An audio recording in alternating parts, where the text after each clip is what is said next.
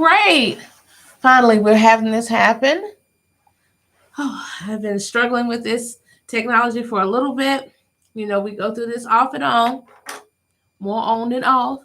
Um, and thank you all again for joining me in the room with a special agenda. So here I go again.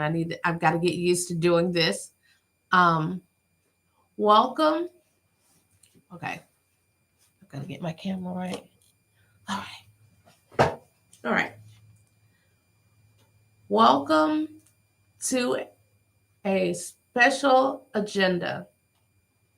Thank you all for taking the time to join me tonight. Tomorrow is a big event for a lot of people. For myself and my family, for my immediate family, because of our faith, we do not celebrate anything except the death of Jesus, but we still take the time to spend with our family because we are off. Um, if we have an opportunity, if it's convenient, it's not a big to do, but it is a moment to be happy that we have a chance to see each other. Is it always smooth? Not always, because we're humans and occasionally we step on each other's toes. But as I get older, we have worked on trying to be more mindful in communicating with each other and being kind and considerate. Um, Sometimes that is not always easy to do because, once again, you are dealing with people who are imperfect and we make errors, sometimes without thought, sometimes without consideration. And why is that different? Because oftentimes we will consider something and not weigh it out. We don't pray before we say what it is we should not say. If sometimes people go low and then we go lower. Mm. And that's not what we're supposed to do. Not just because everybody isn't a Christian. In my family, we are people who are religious. Everybody isn't religious, but that doesn't mean you should not be kind. That does not mean that you should not be considerate. It does not mean that it isn't important that you don't take someone's pain and make it worse. Even if they're trying to hurt you, if you are in the state of mind where you are working on yourself and trying to not be hurtful to others intentionally, even if it feels like they intended to be not kind to you or put you in your place. A lot of times we run into that with our elders. And then we think, I'm older now, so they should be respectful of me. And we forget that they tend to not consider us in much the mindset that we consider ourselves to be adults. Yes, they are physically aware that you're adults and mentally and on some level that you are an adult. But you're still the same age apart. But in their mind, you have not moved much up that scale. Some parents and other family members may be more gracious when it comes to that and more aware that you're quite capable of minding and taking care of your own affairs and your own family. And that the things that have happened in the past were indeed that in the past. Though there are some that aren't because that is not of their mindset. And everybody isn't working on themselves. Everybody isn't going to get to where you get to. We have to understand that we are not all built mentally the same. All cars off the lot, brand new, drive, but they're not all capable of going the same speed. Some are more elaborate, some are more expensive, some have different features. So we have to be mindful that we are not all built the same, even though we are capable generally of heading in the same direction. Off the lot, they can all drive. How long some last depends on maintenance and how they're made. And it's the same thing when we're dealing with human nature and us being who and how we are. We have to be mindful if we're capable and working on ourselves and aware that that other person may be struggling and may be in pain and unaware of how not to inflict more pain. Sometimes it doesn't feel fair that you should be the one that's more mature, and that you have to be the one that's more mindful, that you may be going through your own personal pain and you don't feel it makes sense that they're not getting it, or as the younger people say, that they shouldn't have to get it like everybody else that you would give it to in the event that they were correcting you. But the Bible always often reminds us that particular scripture that helps us to understand that there is a word, a kind word that turns away rage. When you're kind to people who are mean to you, it may confuse them, but nonetheless, it may ward off something being worse.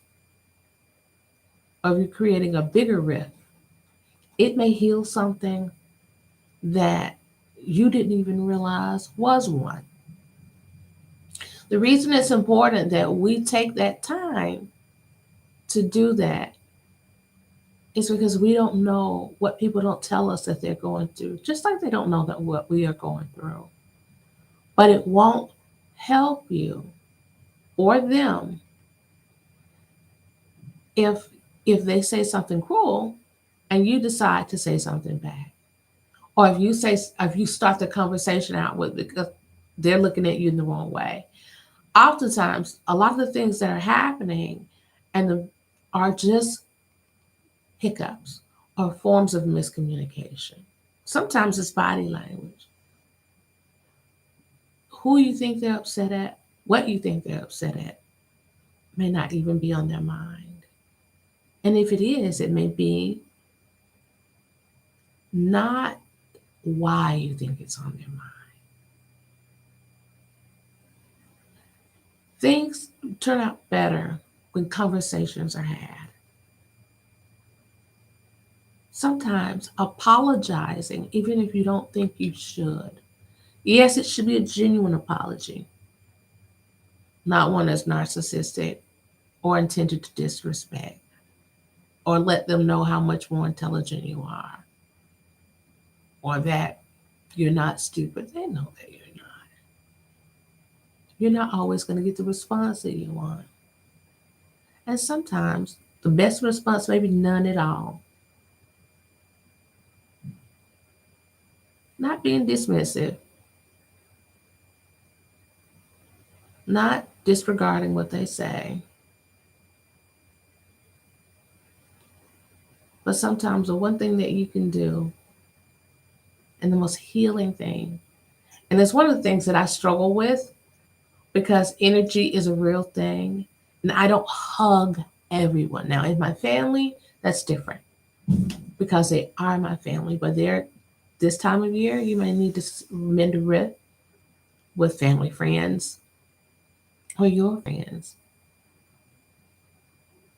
even your exes, your mate, whatever you all are going through, adult children, because we're all human. And one of the things you begin to learn as you become an adult also is that your parents did what they knew to do in the moment and where they were in the moment, what they were personally dealing with.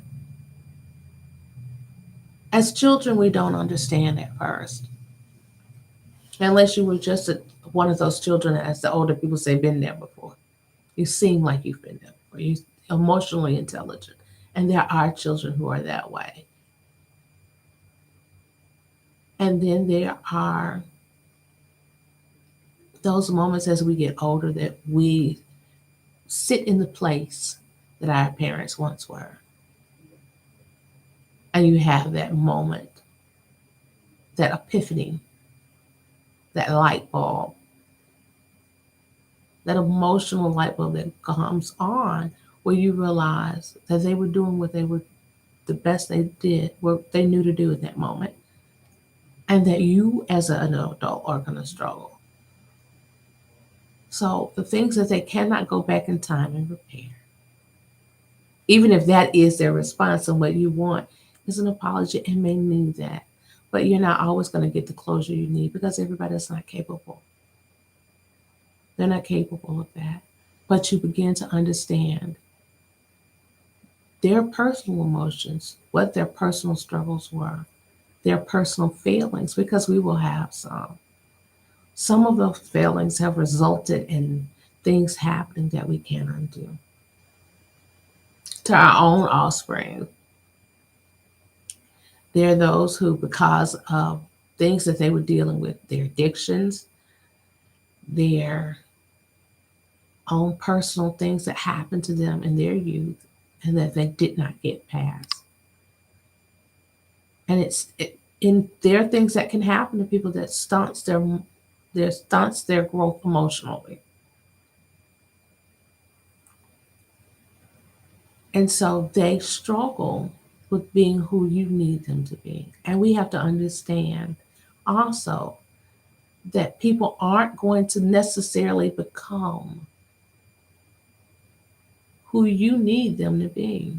They may never become that. They may never emotionally and mentally grow up.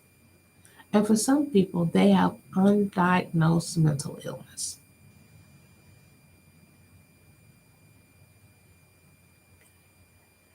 And the reason that is something that is huge to accept, understand, and cope with is because if they have certain mental health issues, even with medication, medication is meant to manage, it won't change it. It doesn't necessarily fix it. So it is cruel to be mean to someone because they're being mean, but they don't understand. If you know that that person is intellectually challenged or they have severe mental health issues, like they're bipolar, schizophrenic, and they have other seasonal depression, they're suffering from depression, they have addiction issues coupled with some of those mental illnesses, personality disorders. It's not kind to, as the older people say, set their soup outside when it won't improve the situation. You got your lick back, but you punched somebody who's mentally a child in the eye. Did it teach them not to hit you? Maybe. But at what expense? Did you do more damage and harm than you did help?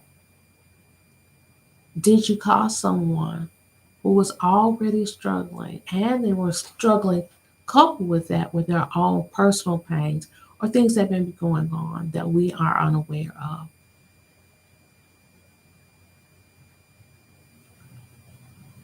Is this help? Anything that does not improve a situation is not something that is a great idea to do. Sometimes we forget that while we're making the decision to say something smart back to this person or hurtful or remind them of their place in life, or to pick on every single thing that they do without knowing that they already know many of their shortcomings. The discussion we had last week, I spoke about anger being one of the signs of depression. A lot of times they're angry about so many things. And if it's us that is depressed, we're angry about so many things. Some of the things that we wished didn't happen, things that we wished we could change, things that need to change if other people could change. And for some of us, whatever our circumstances is, the reason we're on medications is because there are things that we will never be able to change, but we still have to find a way to cope. For me, my favorite scripture is Romans, the 12th chapter, and verse 12. And it helps me to reflect on understanding that even in tribulation, I should rejoice because now I can rely more on my Heavenly Father. Do I necessarily want tribulation? No. I want growth, though. I want spiritual growth. I want mental growth. I want to be able to be a better version of myself for my husband, for my kids, for myself, for my health and well being, for my mental balance. But I want to inflict no harm on others. I find it helpful because this time of year, a lot of people have lost loved ones. And I've spoken to so many people recently who um, are struggling in ways that we don't recognize. We think of our own pain, but we don't, we graze across the thought of other people's pain because we don't sit in it. It's rare that people sit in the pain that another person must feel. I was talking to my mechanic today. He's getting some work done, minor work on my vehicle, and just some maintenance. We were talking, and he started to tell me about something that, and it's not something you just ask, but somehow we came across a conversation of his son dying 9 months ago. 9. He was an adult. His child was an adult. But that's still hard. No matter how they died. And here's the thing that I want to normalize. I want us to normalize helping people through the grieving process without asking a lot of questions. If they don't voluntarily give you answers, and I mean you didn't ask, they just felt the need to share it.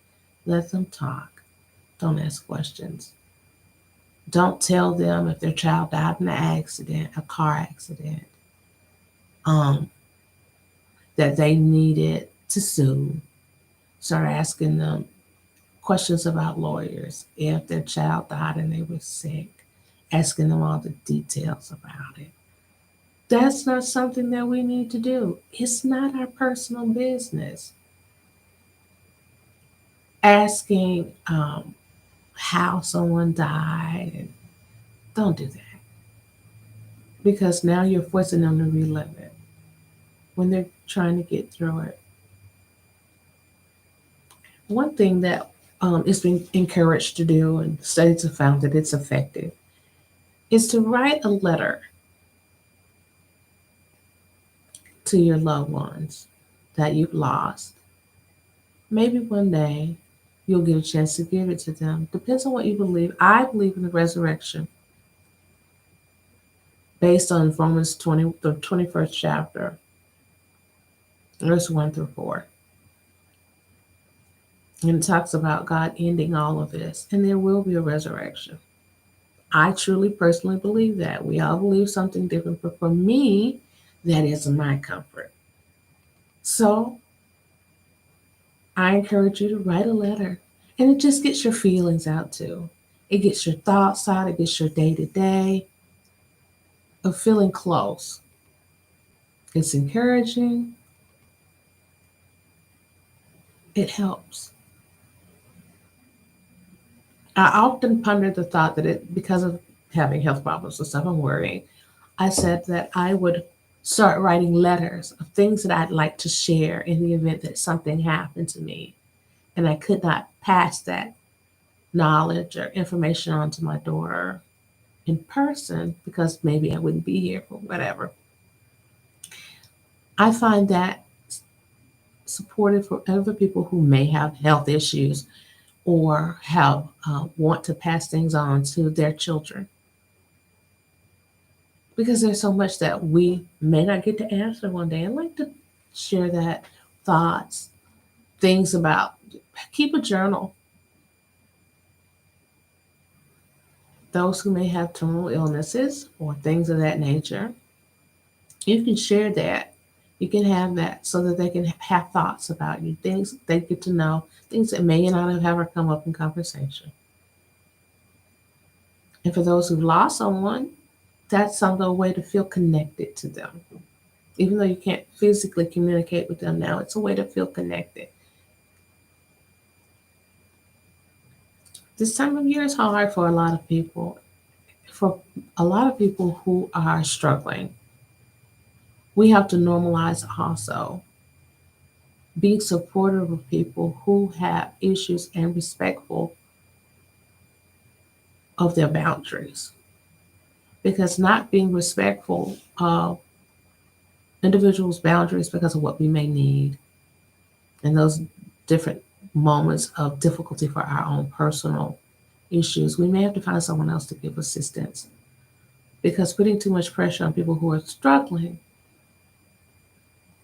may cause them to lean back on what they were using with that was unhealthy to cope. Now, for me, my issues of choice of food, ooh, this time of year it's hard for me because I like to eat a lot of things that they told me I should not. And you just find yourself in the bathroom with a plate of potato salad and some dressing because people keep unfixing your plate. Uh, but everybody has something that they deal with, and for other people, I jokingly say that, but for me, the reason it is difficult for me is driving my blood sugar up can cause me to not only go into a diabetic coma, it can also cause me to have a stroke, heart attack, a couple other things. But for others, their addictions of choice may be alcohol or illegal substances or overuse of even counter drugs like Tylenol. This time of year is the highest time season, Thanksgiving, Christmas, Valentine's Day. Usually the holidays are hard because people are not always just grieving the loss of a loved one, they're grieving the loss of relationships. This time of year, a lot of people get divorced, separated. They grieve the things that other people think that they should be able to get past. Losing someone they love, losing the ability to see their kids regularly. So this time of year is hard for a lot of people for various reasons. Be mindful to be kind.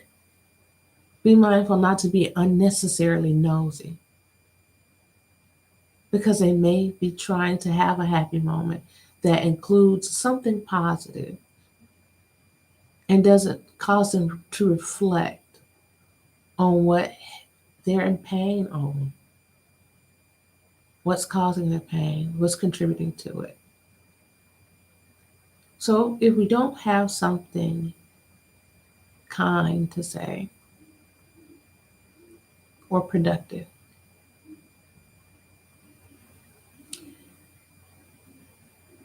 we might want to consider not saying anything, even if they are saying something to, because sometimes people say mean stuff to get the subject off of them, which actually usually makes it worse. Or they think that you're going to say something, or you said one thing that wasn't even leaning in the direction that sometimes saying something kind, even when in your mind you have to force yourself to bring it back to a place of letting them know that you do care about them, and this isn't that. It's not. You're not trying to hurt them or cause conflict. You're not trying to ask them about their business. And sometimes just being direct and saying, I don't really feel good right now about talking about that. And we have to normalize talking about our emotions in place of what we shouldn't do, which is say something ugly back. Sometimes letting people know that they hurt your feelings has been known to occasionally embarrass people into understanding that you're human just like they are. And it's not necessary that we don't have to talk about that because it's not something that either one of us can fix. We have to also be mindful to not vent to people that haven't been known to be able to keep a secret, or venting to people who are not emotionally trustworthy. If they have a habit of weaponizing information that they have, then you have to be mindful that those are not the individuals that you can share with. Be mindful of people who have a tendency to overshare. Because people who tell you all their business will probably tell all of yours. Because they haven't even set boundaries for themselves. So this time of year is hard, but it can be great.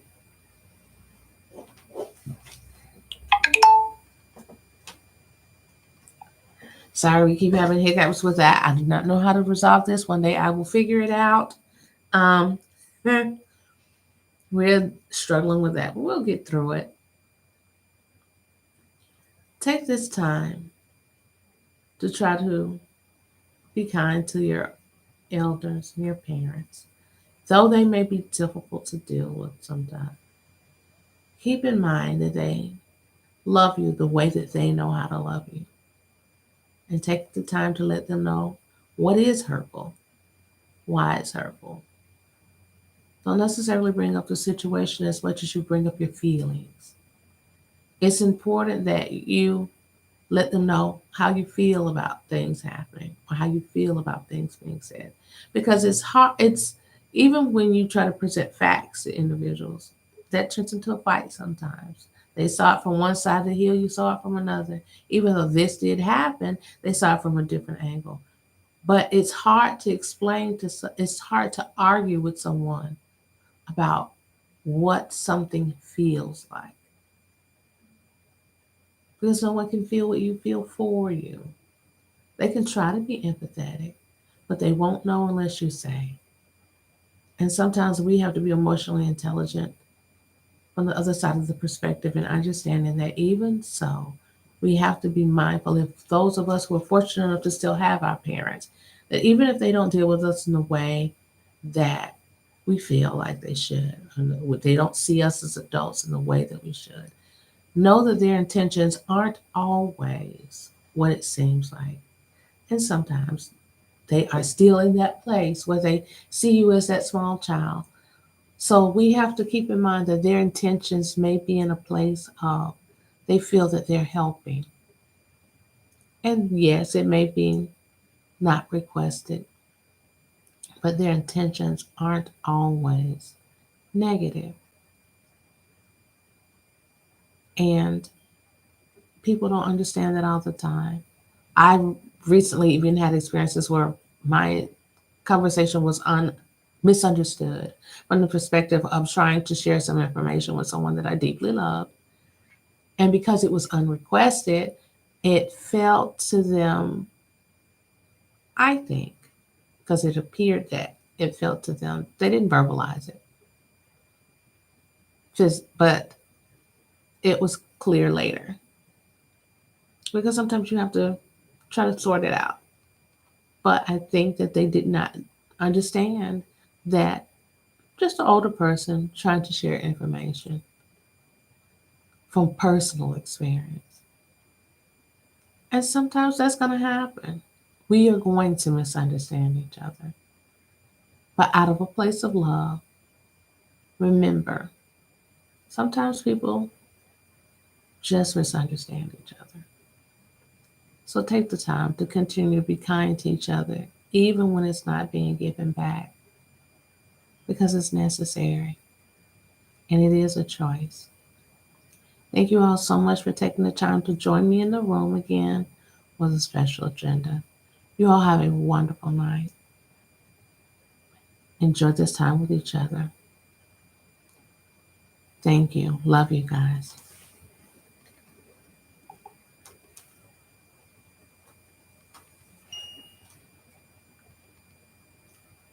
Good night.